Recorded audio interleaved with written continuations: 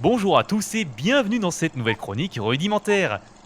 Ou pas. Aujourd'hui, on va parler d'un film que beaucoup de trentenaires de ma génération ont reçu à Noël ou pour leurs anniversaires en VHS. Tom et Jerry, le film, réalisé par Phil Roman, est sorti en 1992. Bon, je ne vais pas vous faire l'affront d'expliquer qui sont Tom et Jerry. Je ne pense pas me tromper en disant qu'on a tous grandi avec les courts-métrages réalisés par Bill Hanna et Joseph Barbera dans les années 40. Il a fallu attendre une cinquantaine d'années avant qu'ils ne deviennent les héros de leur propre film au cinéma. Il faut dire que ça a été une véritable odyssée avant d'y parvenir. Entre-temps, plusieurs projets et quelques itérations ont vu le jour. Le duo est notamment apparu dans 2 films live. Escale à Hollywood en 1945, qui nous gratifie d'une grande scène où l'on peut voir Jerry exécuter une incroyable chorégraphie avec Gene Kelly. N'ayant pas réussi à avoir l'autorisation d'utiliser Mickey Mouse, Gene Kelly a dû convaincre Fred Quimby, du département animé de la MGM à l'époque, pour se rabattre sur Tom et Jerry. La séquence a été particulièrement ardue à exécuter en post-production, du fait de la minutie de la réalisation. Un danseur animé en rotoscopie fut employé pour aider les animateurs. Tom et Jerry apparurent 8 ans plus tard dans un autre film mélangeant l'animation et les prises de vue réelles, Traversons la Manche, dans lequel le personnage joué par Esther Williams rêve de nager sous l'océan en compagnie du chat et de la souris. Une très bonne séquence supervisée par un monstre sacré de l'animation, Fritz Freleng de la Warner. Les choses vont évoluer à partir des années 70. Chuck Jones, le créateur notamment de Bip Bip et Coyote et qui avait repris la série Tom et Jerry dans les années 60 en remplacement d'Hanna et Barbera, réfléchit à la possibilité d'offrir un long métrage accordé à Tom et Jerry pour le cinéma. Mais il va baisser les bras, faute de trouver un scénario vraiment satisfaisant. Peu de temps après, c'est carrément un projet de film entièrement réalisé en prise de vue réelle qui est planifié, produit par Martin Ehrlichman pour la MGM. Les 2 héros auraient été interprétés par Chevy Chase et Dustin Hoffman déguisés en chat et en souris. Et un scénario écrit par David Newman, auteur notamment du film Bonnie and Clyde, a été rédigé. Un scénario que je vous résumerai un jour dans une vidéo à part, tant il est mais génialement invraisemblable.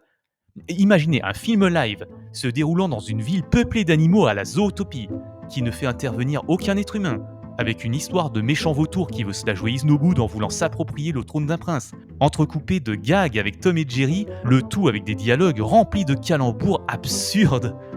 La MGM, qui connaissait déjà des difficultés financières, refuse même de financer un film test jugé trop coûteux. Le projet avance enfin au crépuscule des années 80 par l'entremise de Phil Roman. Celui-ci fit ses débuts chez Disney en travaillant sur La Belle au bois dormant.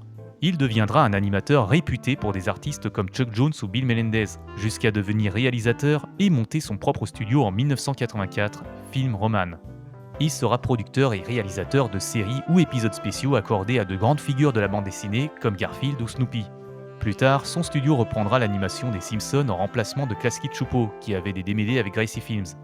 Ayant toujours conservé une certaine affection pour les cartoons originaux de Tom et Jerry, Phil Roman se dit qu'il ferait un excellent matériau pour le premier long métrage de son studio. Il y avait une certaine mode à ce moment-là pour produire des films dérivés d'anciens cartoons, comme Babar, Félix le Chat ou les Jetsons. Le scénario est confié à Dennis Marks, un vétéran de l'animation télévisuelle. Avant d'en arriver au résultat qu'on connaît, plusieurs idées ont été avancées. L'une d'elles révélait que Tom et Jerry sont en fait les acteurs du célèbre show télévisé qui en ont fait des héros de cartoon.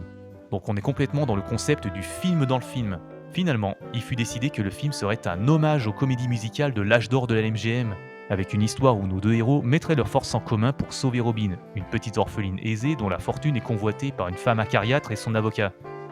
L'équipe fera une grosse entorse à la série en faisant parler Tom et Jerry, persuadés que le public ne se sentirait pas impliqué dans un film où les personnages seraient muets. Attendez, je l'ai pas déjà fait ça? Selon le storyboarder Keith Tucker, le scénario a été rédigé en parallèle du storyboard. Plusieurs idées ont donc été abandonnées en cours de route. On aurait dû avoir une longue introduction rendant hommage aux cartoons originaux, dans lequel Tom essayait d'avoir Jerry en l'écrabouillant à l'aide d'une enclume et qui se terminait sur une poursuite avec des dominos. Un certain nombre de talents ont été mis à contribution. Parmi les animateurs, on a le vétéran Irvin Spence qui a travaillé sur la série d'origine, mais aussi des grands noms qui ont travaillé pour Disney et pour Nelvana, comme Doug Frankel, Dan Askett ou Tony Fusil. Bill Croyer, le réalisateur de Zack et Krista, se chargera des séquences impliquant des effets réalisés par ordinateur. Joseph Barbera, quant à lui, sera aussi présent en tant que consultant. La musique est composée par un autre très grand nom, celui d'Henry Mancini, le même qui a écrit le fameux thème de la Panthère Rose.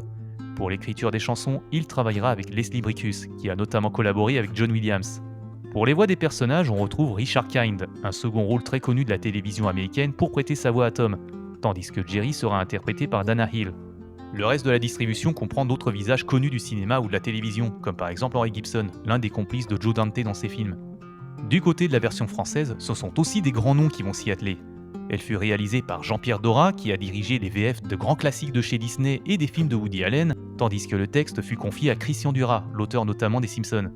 Tom est doublé par Gérard Loussine, un acteur réputé au théâtre et à la télévision, et c'est Jackie Berger, à l'époque la voix récurrente de petits garçons dans des films ou des dessins animés, qui se charge de Jerry.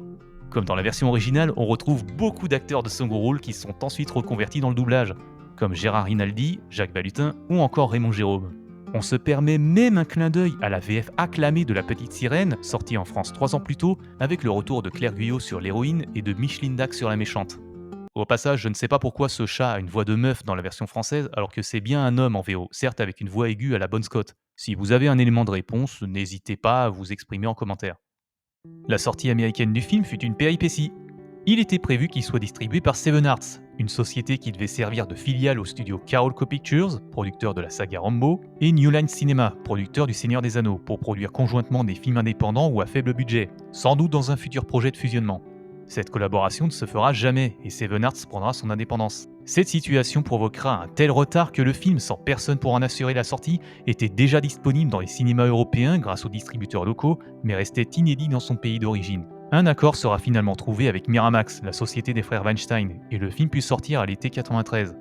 En France, c'est la vénérable société UGC qui s'en est chargée. On peut trouver plusieurs clins d'œil disséminés à travers le long métrage, comme des enseignes au nom des films roman ou des créateurs de la série, mais aussi une apparition de Droopy, autre personnage très célèbre de la MGM. À sa sortie, Tom et Jerry le film sera tièdement accueilli, les critiques lui trouvant une certaine platitude et un profond irrespect envers le matériau de base.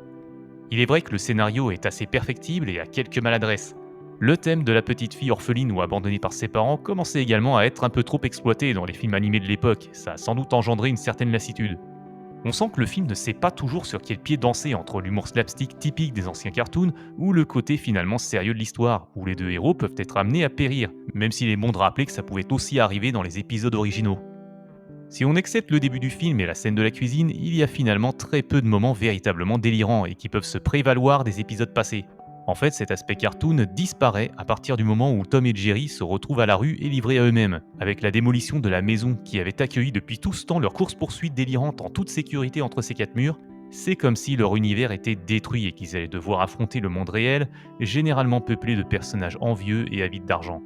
C'est un thème qui revient très souvent dans le film, celui de l'argent qui peut corrompre les gens d'apparence débonnaire.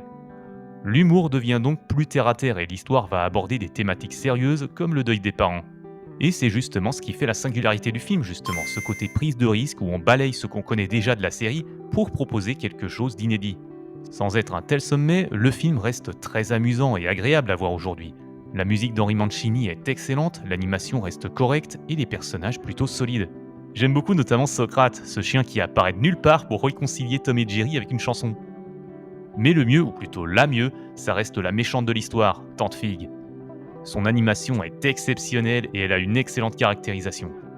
On peut noter une petite bizarrerie avec le retrait de Mamie Two Shoes, l'ancienne propriétaire de Tom. Sans doute une question d'autocensure, puisqu'il y avait déjà une tendance à considérer le personnage comme étant offensant envers la communauté afro-américaine. Elle sera remplacée par une jeune femme blonde, et je me demande s'il ne s'agirait pas de la même femme apparaissant dans certains épisodes qui avaient été redesignés par Chuck Jones dans les années 60, justement pour écarter Mamie Two Shoes. Il faut aussi saluer le fait qu'ils aient essayé de conférer de vraies personnalités à Tom et Jerry, qui collent plutôt bien à ce qu'on connaissait d'eux. Tom est râleur et de mauvaise foi, tandis que Jerry est blagueur et désinvolte. La scène où ils se retrouvent après que Tom ait cru que son meilleur ennemi n'a pas survécu à l'incendie du chalet est excellente. Il faut reconnaître une certaine audace de la part des producteurs de les avoir fait se réconcilier le temps d'un film.